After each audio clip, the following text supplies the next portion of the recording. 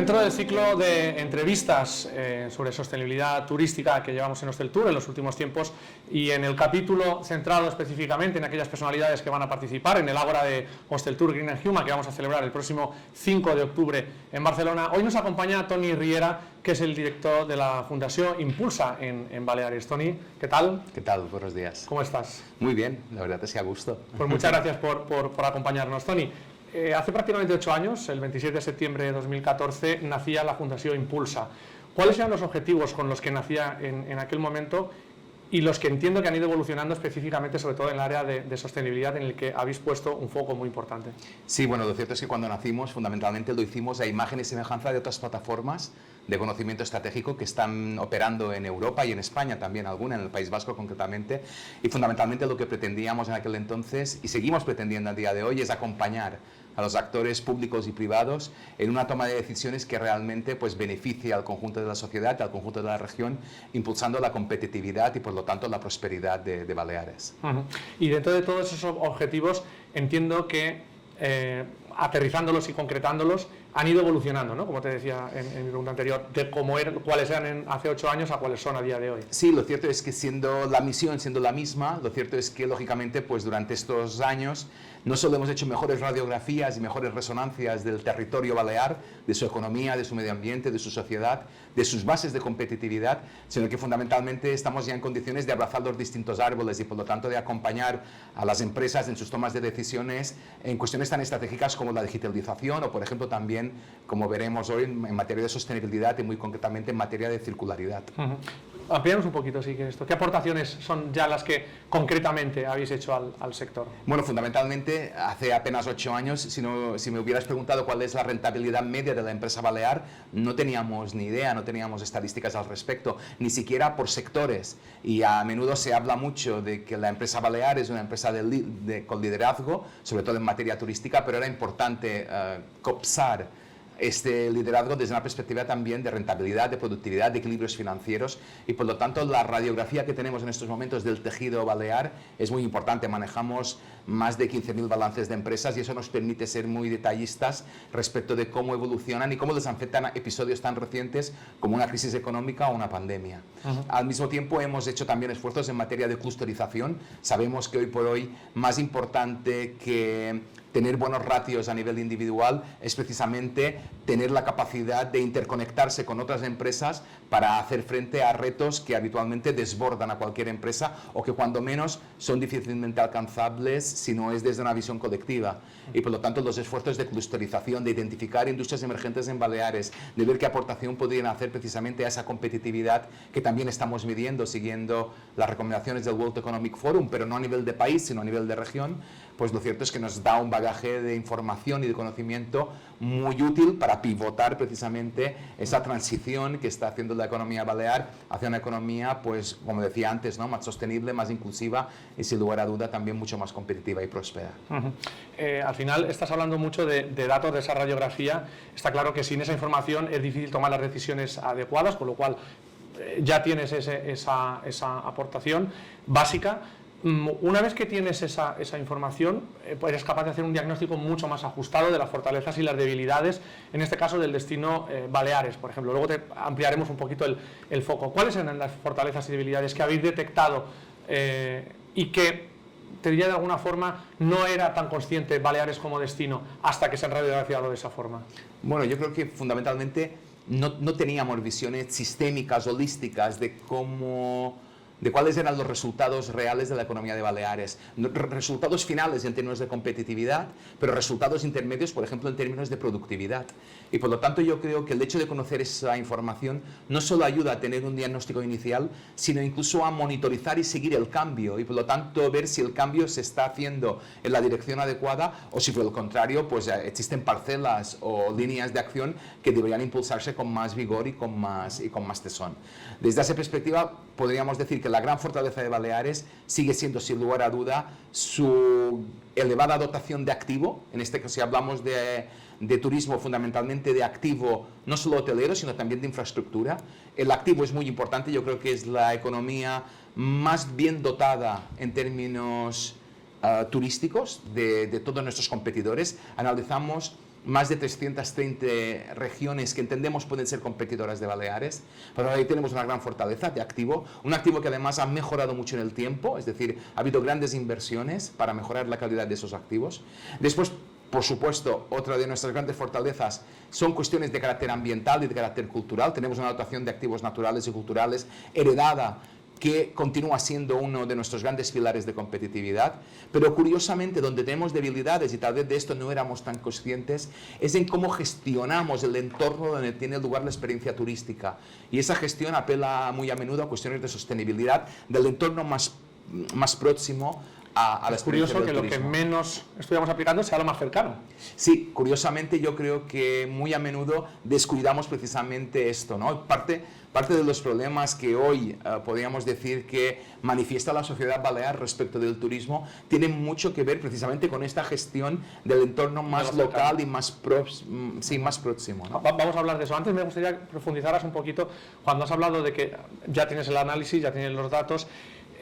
¿Puedes contarnos alguna aplicación real que ya hayan estado haciendo algunas empresas a raíz de vuestros análisis y estudios? Bueno, la verdad es, en casos reales. Sí, la verdad es que tenemos muchísimas. Es decir, por un lado, bueno, pues conocemos el caso real de una empresa que quería ampliar sus puntos de venta y necesitaba conocer exactamente dónde ubicarlos. Y desde esa perspectiva, nuestro análisis en materia de especialización municipal nos permitía ver dónde había más actividad económica, en qué tipo de segmentos se estaba dando esa actividad, y por lo tanto esa empresa, que forma parte del patronato, tuvo a bien tomar en cuenta ese conocimiento para ubicar precisamente sus nuevos puntos de venta.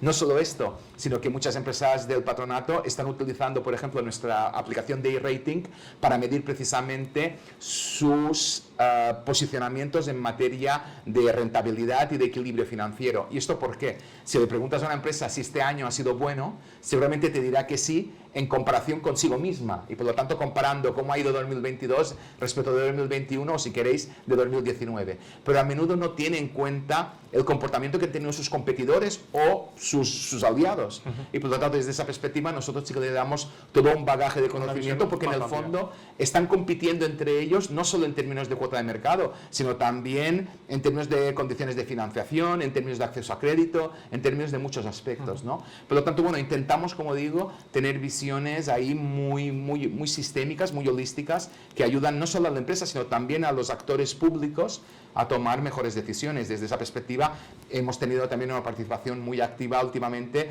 en la redefinición de la Ley General Turística en aquello que atiende a temas de circularidad, por ejemplo. Por lo tanto, bueno, podríamos decir que estamos presentes. Has hablado, ampliando el foco, como te decía, yo creo que se puede considerar de alguna forma, y por eso también tu presencia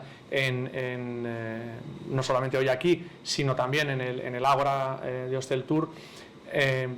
Habéis hecho un estudio, habéis estudiado 330 destinos para estudiar y comparar la competitividad turística. Por lo tanto, vuestra visión es ahora mismo privilegiada en relación, no ya a la visión, como tú dices, sistémica y holística, sino muy concreta de algunos valores que los turistas ya están poniendo en el foco. Dentro de esa comparativa, me gustaría que nos hicieras un análisis un poquito más amplio, no solo de Baleares, sino de España como destino, y también esas fortalezas y debilidades que habéis detectado cuando habéis comparado con destinos de fuera.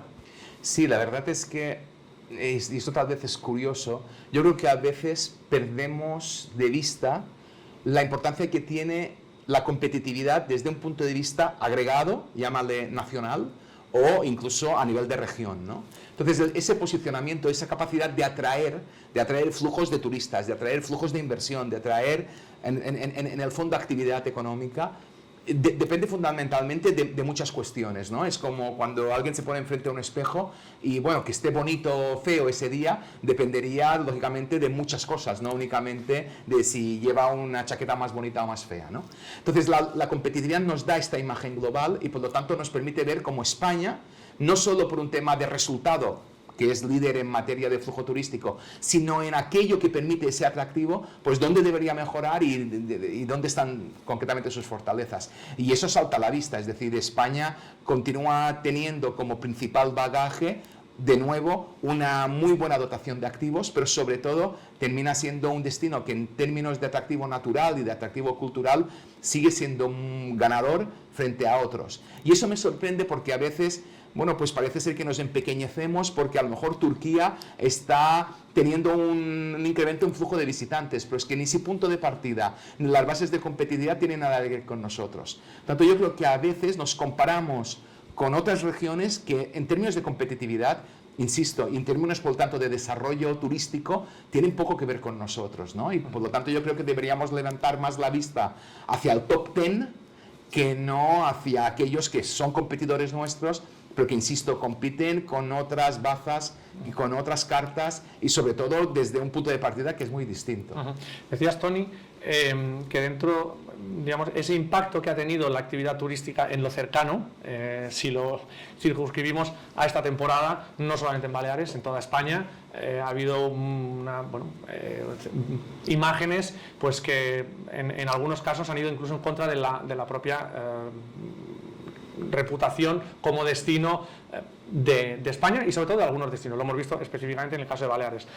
Tú ponías el ejemplo de cómo lo cercano influye al final en esa gestión, sobre todo con la sociedad. ¿Dónde se debería poner el foco y en qué estamos fallando para que hayamos pasado tan rápido de echar de menos al turista el año pasado a estar deseando que no venga este año? Sí, yo ahí la verdad es que creo que... Y también me gusta ahí un poco el lema del Ágora, ¿no? De esto de si estamos a tiempo. Es decir, nosotros desde el ámbito de la economía siempre pensamos, estamos ante problemas de escasez, por ejemplo, o estamos ante desequilibrios, pero la pregunta relevante es si esos desequilibrios o esas escaseces que percibimos en determinados recursos, si entendemos que son todavía gestionables o que todavía no lo son. Y yo estoy convencido que en materia de turismo hay mucho margen para la gestión. Creo que hemos dedicado muchísimo tiempo a atraer turistas, nos hemos especializado en promoción, pero hemos dejado muy de lado la gestión de la experiencia turística en el entorno más concreto, ¿no? Pues esto significa con su interacción con esos activos que comentábamos, pero con esas infraestructuras, pero también con esos residentes. Por lo tanto, yo creo que el gran reto del turismo del siglo XXI está precisamente en gestionar esos entornos microlocales, te diría, ¿no? Y eso requiere otra visión del turismo, ¿no? Y por lo tanto yo creo que en este punto, insisto, no solo tenemos recorrido, sino que creo que Baleares, y muy concretamente España también, podían ser de nuevo líderes, ¿no? En cómo gestionar desde un punto de vista más micro el fenómeno turístico. Toni, tenemos muchas ganas de verte el próximo día 5 en la ponencia que compartirás con nosotros en el Ágora Hostel Tour Green and Human. ¿Qué podemos esperar? ¿Vas a ir precisamente por ahí, por esas recetas sobre cómo compatibilizar o vas a ir en otros ámbitos? No, voy a intentar romper un poco el discurso vigente. Yo creo que tenemos una visión del turismo que es más propia del siglo XX que no del siglo XXI. Y por lo tanto yo creo que algunas de las recetas que podíamos poner sobre la mesa no se entenderían si no fuéramos capaces de redefinir qué entendemos por turismo y qué entendemos por éxito turístico. Y por lo tanto me gustaría tener oportunidad de reflexionar sobre estas dos cosas, ¿no? ¿Qué es el éxito turístico? Habitualmente lo medimos en términos de volumen, de flujo. Yo creo que el éxito es otra cosa. Y por lo tanto, sobre todo, es otra cosa en destinos desarrollados y que afrontan, por así decirlo, ya una segunda transformación. Nos dejas con las ganas, Toni, pero seguro que el próximo día 5 en Barcelona, en el Ágora Green and Human Hostel Tour, tendremos ocasión de comprobarlo. Muchas gracias, Toni, por tu compañía hoy. Gracias.